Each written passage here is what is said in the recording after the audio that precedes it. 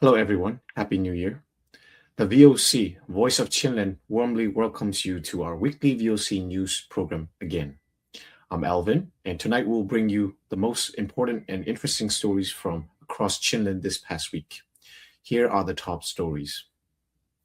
Chin resistant joint forces recapture a junta military base stationed on Kennedy Hill in Didim Township, northern Chinland, capturing one major and around 20 junta prisoners of war. Heavy fighting broke out between junta forces and Qin-resistant joint forces near Quangli village in Falam Township, where the military suffered serious losses and a large quantity of weapons and ammunition was seized by Qin fighters. The junta carried out a midnight airstrike on Halta village in Hakka Township, killing 4 members of a family, including children. We'll bring you more news along with other significant developments. Qin-resistant joint forces have recaptured the junta military base on Kennedy Hill in Didim Township, northern Chinland, capturing one military major and around 20 prisoners of war, according to resistant sources. Kennedy Hill, which stands over 8,000 feet above sea level and lies between Calais and Didim, is a highly strategic military position. The base was retaken on January 4 by a joint force of CDF-CDM Siyin under the Chinland Council and PDF Zolan, part of the Chin Brotherhood Alliance.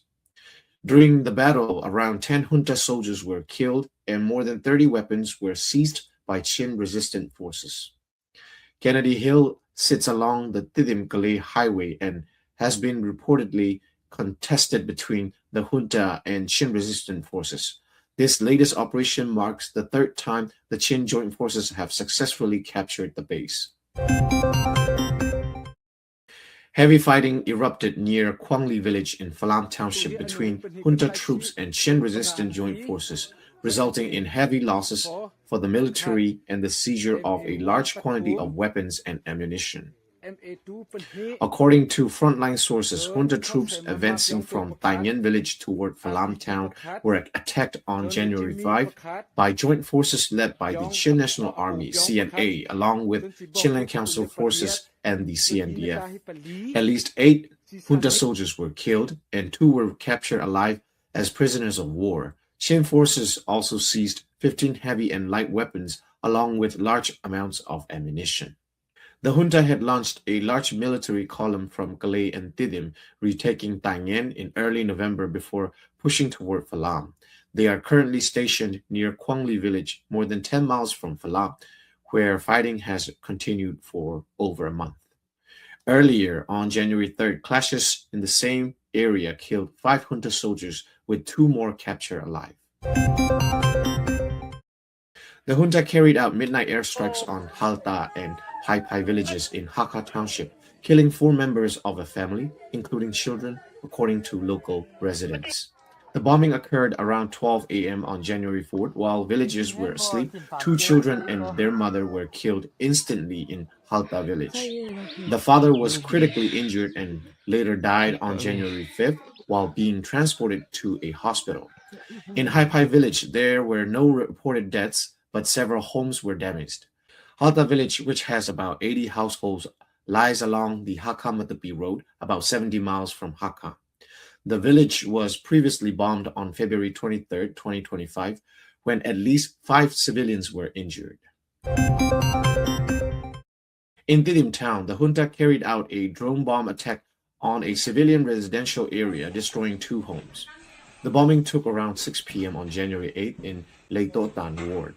There were no clashes in the town at that time, and the attack was carried out deliberately against civilian neighborhoods. Fortunately, no civilians were injured, but the homes of Pu Tun Zamang and Pu Bumkan En were severely damaged. The attack came just days after the Qin joint forces captured the Kennedy Hill base on January 4th, killing 10 junta soldiers and capturing 1 major and around 20 prisoners of war and over 30 weapons. The Women's Department of Chin Baptist Churches USA, CBC USA, has donated 1 million Indian rupees to the Central Young Mizo Association, CYMA, in Mizoram State for anti-drug campaigns. CBC USA women leaders visited the CYMA headquarters in Aizawl on January 9, where they met with CYMA leaders and officially handed over the donation. The funds were received by CYMA President Bu R. Lelngeta. CYMA is one of Mizoram's most influential civil society organizations and works closely with the state government on drug prevention and rehabilitation programs.